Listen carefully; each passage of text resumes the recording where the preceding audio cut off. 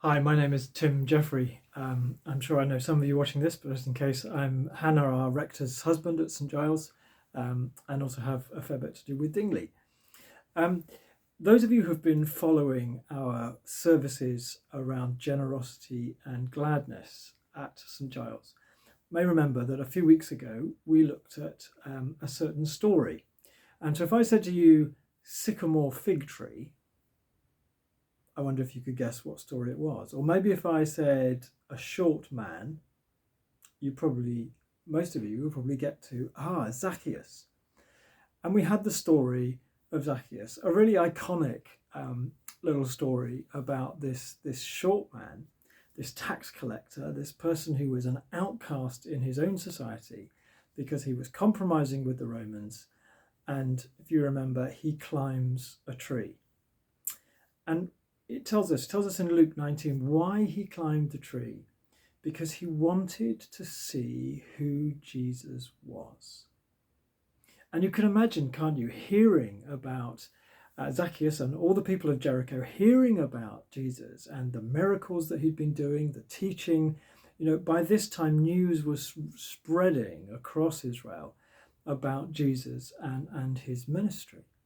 And so here was Jesus. They get the news that Jesus is approaching Jericho and he's going to be passing through. And so Zacchaeus, one of, I suspect, many, many people who are hearing this news, the rumor going around, and he wants to see Jesus. And those words, he wants to see who Jesus is. Who is this? Who is this man? And so because of the crowds, he can't see as Jesus is coming through on this road that goes straight through Jericho. And so he climbs a tree. And you can imagine some of the kids climbing trees, can't you? But here is, this man, probably a bit older, probably not particularly agile, and there he is up a tree. And of course, we know the story that Jesus, as he's passing through, he must be being hailed by lots of people, speaking to people, people wanting his time, wanting healings. And yet he stops and spots Zacchaeus up this tree. And we know the story. He turns to him, he stops, he sees Zacchaeus, he turns to him and says, Zacchaeus, come down, I'm coming to your house for lunch. Now, this was a guy, Jesus, who we're told was passing through. And all of a sudden, he sees Zacchaeus and decides he's not going to pass through, he's going to stop for lunch. And the scene is set where Zacchaeus and Jesus go to Zacchaeus' house, and lots of the people of Jericho are grumbling. Why has he gone to eat with this man, this sinner, this outcast, this guy who's been ripping us off for years, this collaborator with the Romans? What is he doing? Who is this?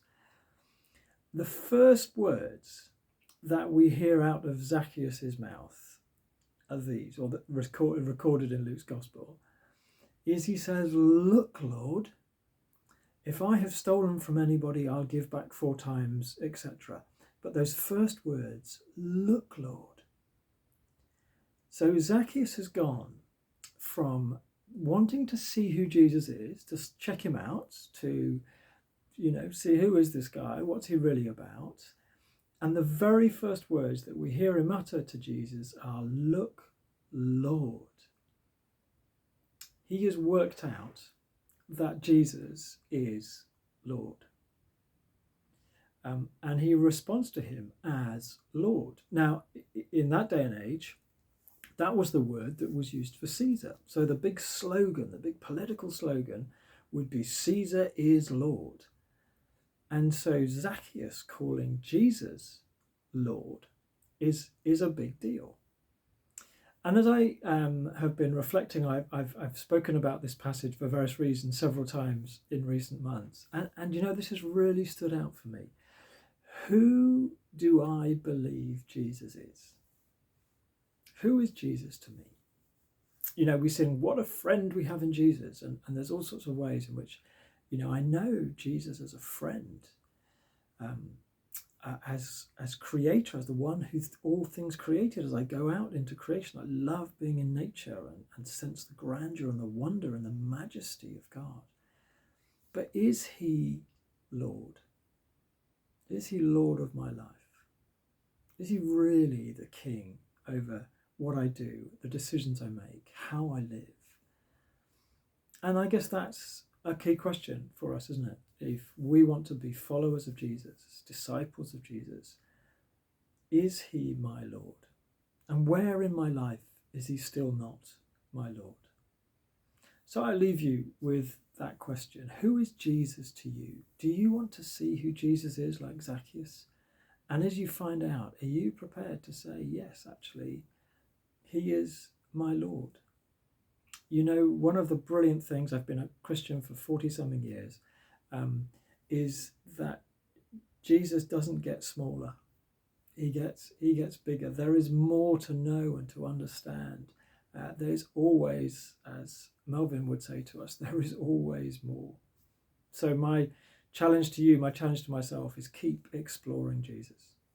Keep finding out, keep falling in love, keep working out what it means to say, look, Lord, I give. Bless you.